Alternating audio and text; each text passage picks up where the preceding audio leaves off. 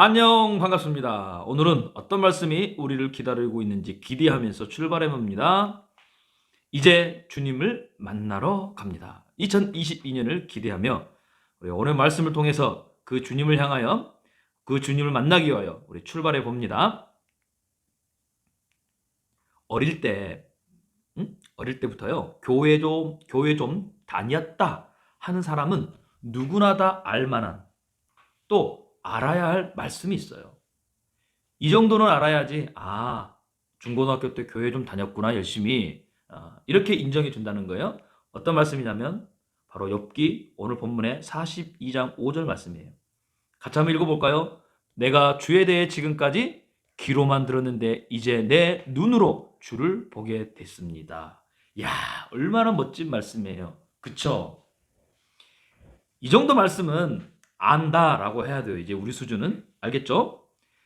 자, 42장에 와서야 드디어 욥은 자신의 이 질문에 대해서 답을 얻습니다. 근데 이 답은요, 하나님이 정확하게 이야기해 주는 건 아니에요. 대신 욥이 왜 이러한 5절과 같은 고백을 했냐면, 그 하나님을 그가 새롭게 다시 만날 수 있었기 때문이에요. 하나님을 어떻게 만나면 욥처럼 이렇게 5절과 같은 믿음의 고백, 멋진 고백을 할 수 있을까? 우리 친구들은 그 하나님을 지금 어떻게 만나고 있어요?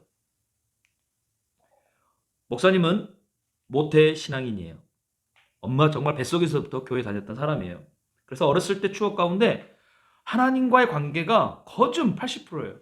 늘 교회에서 놀았어요. 또 늘 교회 친구들, 교회 형, 누나들.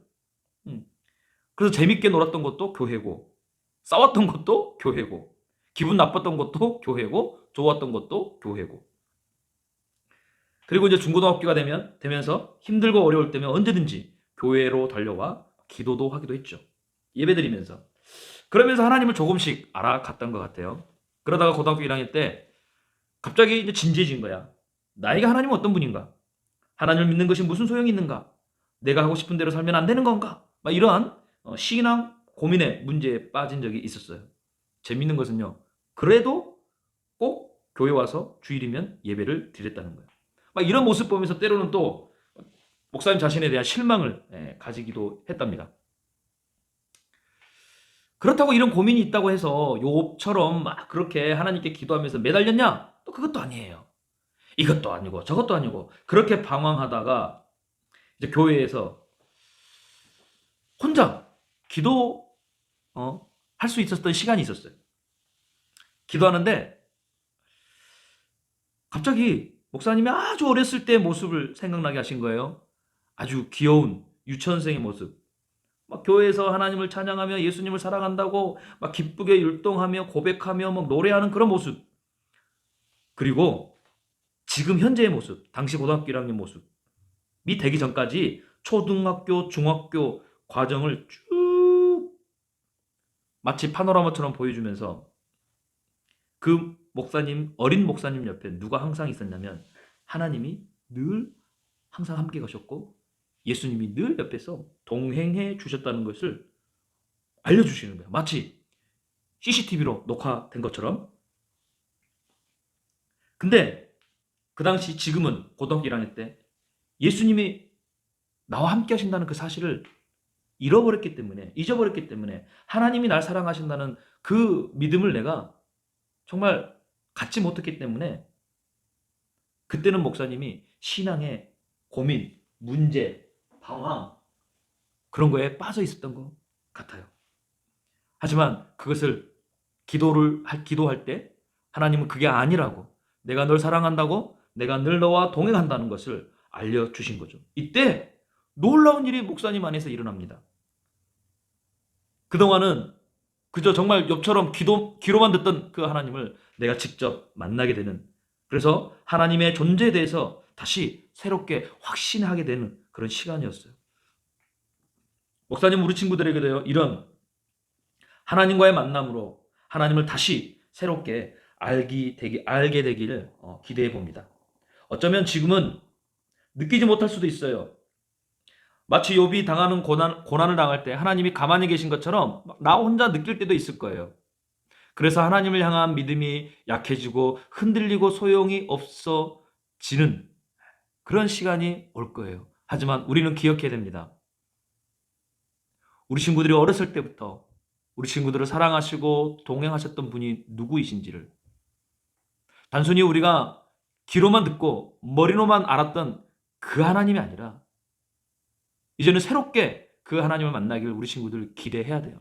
그래서 욥처럼 다시 한번 우리가 고백해 봅니다. 내가 주에 대해 지금까지 내 귀로만 들었는데 이제 내 눈으로 주를 보게 됐습니다. 이런 일이 진짜 우리 안에 있어야 돼요. 그런 새로운 만남이 있어야 됩니다. 그리고 그래서 내가 스스로 한탄하며 티끌과 죄를 뒤집어 쓰고 회개합니다. 이러한 믿음의 각성, 이런 것들이 우리에게 필요하다는 거예요. 그래서 우리 친구들 회개에 대한 단어에 대해서 우리가 한번 집중해 봤으면 좋겠어요. 왜 욥은 회개라는 고백을 할까? 회개의 마음으로 하나님께 기도할까?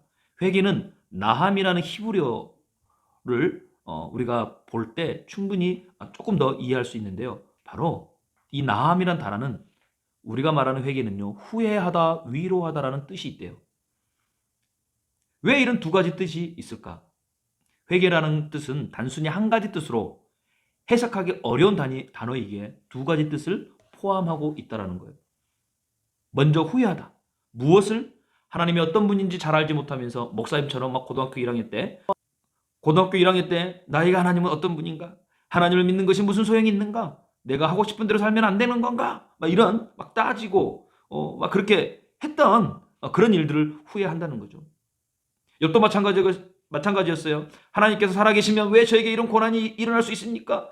도저히 모르겠다는 생각으로 하나님을 찾았던 거죠. 그러면서 하나님의 사랑과 능력을 의심했기에 회개를 했다는 거예요. 그리고 두 번째, 위로하다. 회개할 때 우리에게 위로가 주어지는데요.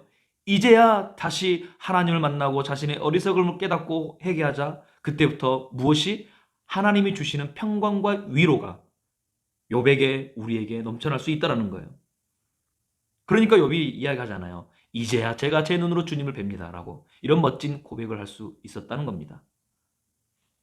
내가 알고 이해하는 하나님이 아닌 나를 누구보다 사랑하시는 하나님을 다시 만나는 그 은혜가 우리 친구들 가운데 있기를 바라요. 그래서 이제 주님을 내가 만나러 갑니다. 그 주님 앞에서 욥처럼 지금까지의 나의 신앙의 문제를 솔직히 회개하는 거죠. 나의 어리석음, 방황 등을. 그리고 욥이 경험한 평강과 위로가 오늘 말씀을 묵상하는 우리 모두에게 임할 것을 기대하는 것입니다. 다시 한번 우리 화면에 나와 있는 글처럼 이제 주님을 만나러 가는, 특별히 2022년이 그 주님을 만나는 놀라운 은혜의 해가 되기를 축복합니다. 기도합니다. 예전에 알지 못했던 하나님을 새롭게 만나길 원합니다. 다시는 하나님을 향한 믿음을 잃지 않겠습니다. 예수님의 이름으로 기도합니다. 아멘. 자, 이제 2021년 큐티 클래스가 아닌 다음 주는 2022년 새로운 큐티 클래스를 통해서 우리 만나봐요. 안녕.